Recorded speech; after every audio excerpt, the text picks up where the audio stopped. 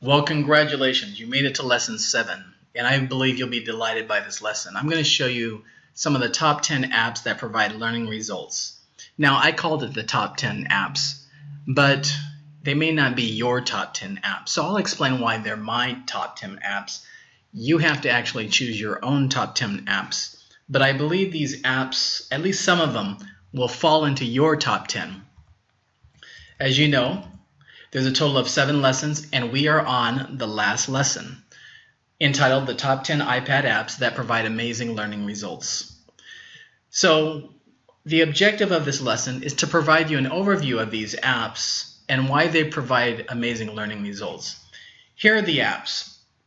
And one way to think about these apps are, I realize they may not be the most flashy apps, the most intriguing apps. Some of them are just like the most basic apps, but you'd be surprised if you consider the apps as what do you want in your student's backpack to go home with them, to come back to school with them, and for them to engage with in order for them to become critical thinkers. Remember, we're not just, and you know this, I know this, you're not just producing techies, people who are good with technology. You're producing critical thinkers. And so the apps that are my favorite apps are those apps that they provide a lot of capability and access to information. Those are the best. They give you opportunity to either contact people where you can get much information, or contact internet resources, or basically they help you study and think through things. Those are my favorite apps. And so here they are, 10 apps: Safari, Mail, iBooks, Pages or Notes, Keynote, Remind 101, FaceTime, Study Blue, Camera/Video, and Google Docs. Now, I'm not going to show you how to use all of these apps. I'll leave that for you to actually play around with, or to choose your own apps. Because I don't want to spend an entire lesson talking about all 10 apps when possibly you don't feel they're the best apps for what you do. If you're a PE teacher, you may find some of these apps that allow you to build your own exercise learning plan outstanding. And so that should be on your top 10. If you're an art teacher, you definitely should have probably Drawing Desk, that app. That may be in your top 10. Or if you're in a kindergarten teacher, there are some outstanding apps for kindergartners. Do some searching and find that. These right here, though, are pretty general, and they apply pretty much across the board, whether you're K through 12. So although I'm not going to do much training, what I would like to do is I would like to at least just show you these apps really briefly. So let's just go to my iPad. And we'll go ahead and start from the top. So Safari, this app right here, I know it doesn't seem like that special, but it brings you to the internet with tons of resources.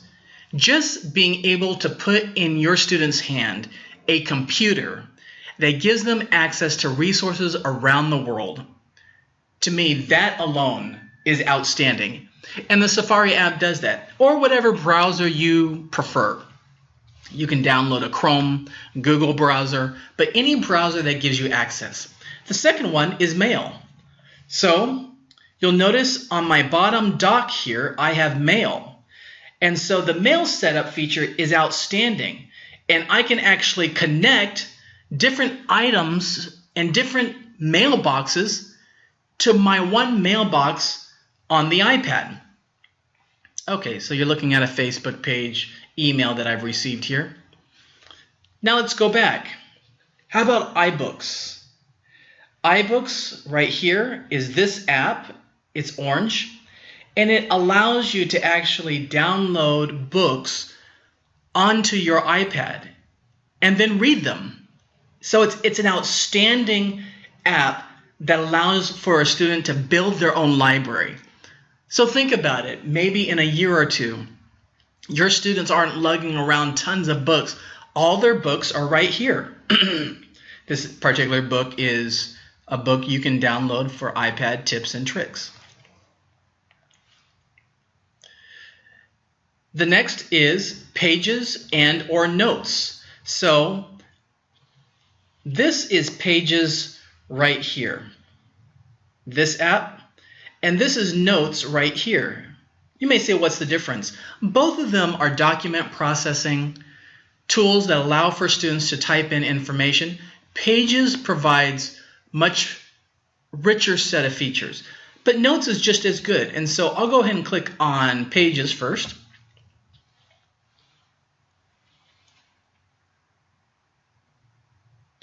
And then what you can do is you click on the plus to create a new document.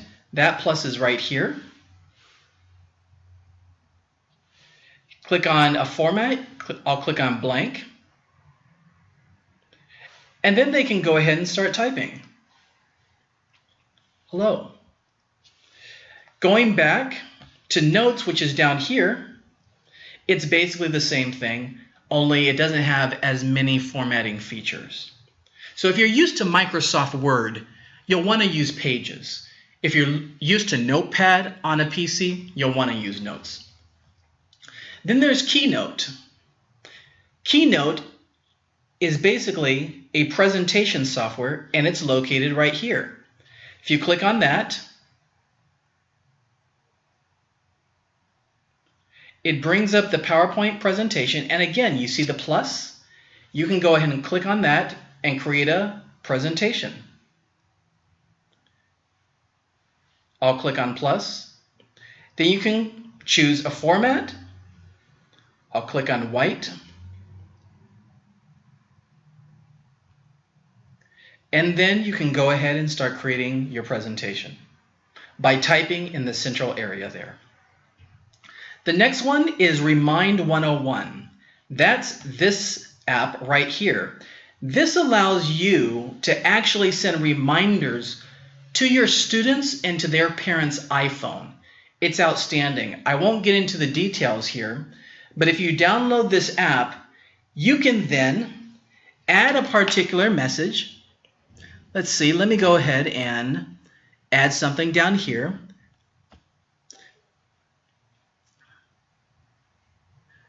Don't forget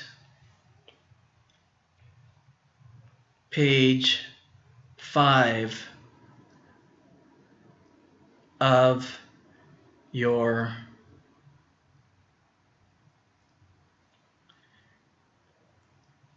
homework.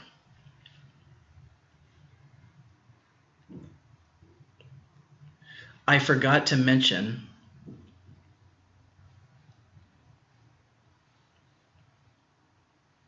it in class,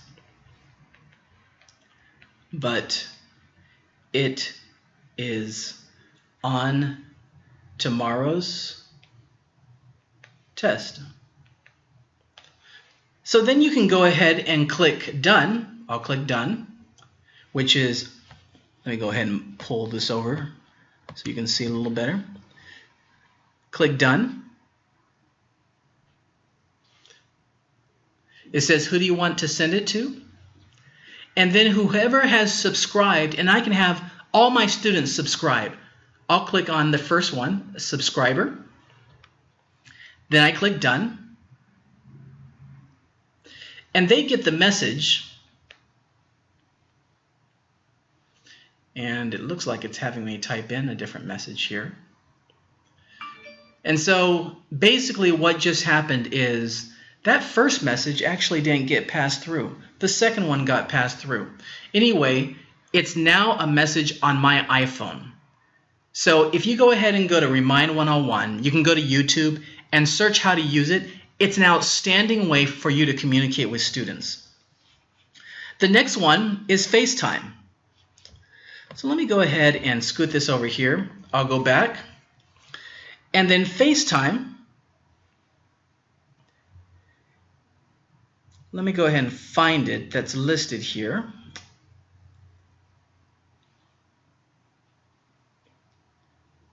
One second. There it is. So FaceTime is right here. I'll click on that. And voila. That allows me to FaceTime other people. It's a great tool. Then we have Study Blue. And let's go to Study Blue. That's this one right here. And this allows students to create their own online flashcards. So if they need to study topics, science topics, the anatomy of the body, vocabulary, learning how to send them home with a set of flashcards, Study Blue is outstanding. I'll just click on Spanish. And let's see, I'll click on verbs. And I have 55 irregular verbs. And so it is showing me all the verbs that I need to study. So you can enter in the words here, and then it goes through a process where it shows you one card at a time. So to give in Spanish is dar. I click on it and it flips. And now I can see that I got the answer right. It's an outstanding program. Then you have here, the last two is camera or video. The camera is at the top right here. Click on camera. And I am here in the Quickie Tech office. You can see I have my Starbucks drink there. And there's other computers in here. And I can click on video here too. So basically, if you look at the right, I can pull down. It's on video. And then I hit the red button and it'll start to actually record. Wow, that's kind of wild. If you look at my screen, it's kind of going deeper, deeper, deeper as it kind of mirrors everything. So let's get out of that. But that's a great way to have your students actually come back with a little project and then they can share their video. And then the last one is the Google suite of tools. So if you look right here, I have Google Drive. Clicking on that, you can actually use Google Docs. Of course, I'm also a big fan of presentation and basically the spreadsheet feature, as well as, of course, the email feature and the ability to create your own site. I hope to get a Google-specific class up soon, but I'll conclude here. I want to say thank you so much for taking this course. If you need any help whatsoever, I would like to very much encourage you before you conclude this course to send me an email if there's anything that you felt like you did not learn adequately enough, and I will walk you through it. So at the end of the course, you'll go ahead and upload your iPad Learning Toolkit. I'll ask you if you want to see others' toolkits. If so, send me an email at donnie@quickietech.com. Once you complete the course, we actually need a few weeks to grade your course and then to mail your information in either to the Salary Point Department of your district or to the Professional Development Department of your district. I hope you've had a great time, and I want to say thank you for taking this course. Take care.